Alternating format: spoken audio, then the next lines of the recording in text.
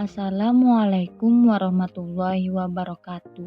Kami dari 11 IPS 5 kelompok 1 yang beranggotakan Gina Salsabella Setiawan, M. Paharul Roji, Desi Nur Aulia Fitriani, Nur Laili Haliza Larasati, dan Winda Anissa. Kami di sini ingin menjelaskan atau memberitahukan kepada kawan semua tentang hubungan antara COVID-19 atau yang sering kita sebut virus corona dengan Persatuan dan Kesatuan Republik Indonesia. Virus corona adalah virus yang menyerang sistem pernapasan.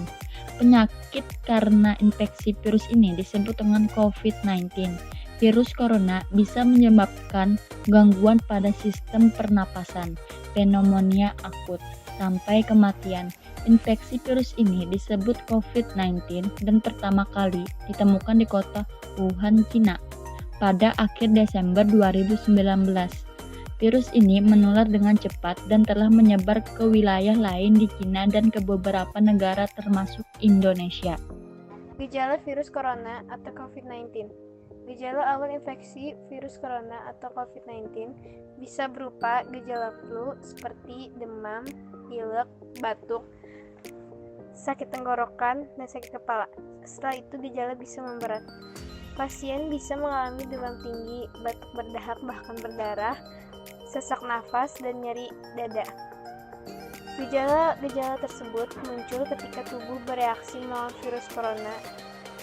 Namun, secara umum, ada 3 gejala umum yaitu bisa menandakan seseorang terinfeksi virus corona yaitu 1. Demam, yaitu suhu tubuh di atas 38 derajat Celcius. 2. Batuk. 3. Dan sesak napas. Menurut penelitian, gejala COVID-19 muncul dalam waktu 2 hari sampai 2 minggu setelah terpapar virus corona. Ideologi dan falsafah hidup kita yaitu Pancasila saat ini sungguh sedang diuji kepada seluruh bangsa Indonesia di seluruh pelosok tanah air kita. Jika kita sungguh-sungguh mengakui ketauhidan Tuhan yang Maha Kuasa, seperti pada sila pertama Pancasila, maka kita seluruh bangsa Indonesia harus betul-betul ikhlas dan tawakal menerima musibah dan wabah virus corona ini sebagai bagian dari ketentuan dan takdir dari Tuhan yang Maha Kuasa.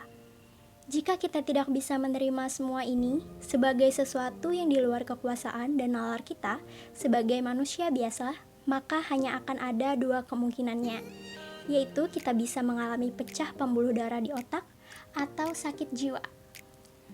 Jika kita bangsa Indonesia betul-betul memiliki rasa dan kepekaan sebagai manusia yang adil dan beradab, seperti dalam sila kedua Pancasila, maka inilah saatnya kita membuktikannya. Apakah kita sudah adil dan sungguh beradab jika kita tidak bisa menahan diri untuk tidak sering keluar rumah apalagi berkumpul dalam keramaian, supaya tidak memperparah penularan dan penyebaran virus corona? Kesadaran untuk mewujudkan sila kedua Pancasila dalam masa pandemi tingkat dunia ini sekaligus juga membuktikan eksistensi dari sila ketiga yakni Persatuan Indonesia. Bangsa Indonesia sungguh-sungguh diuji persatuannya dalam menghadapi ujian yang tidak mudah dari Tuhan Yang Maha Kuasa sekarang ini.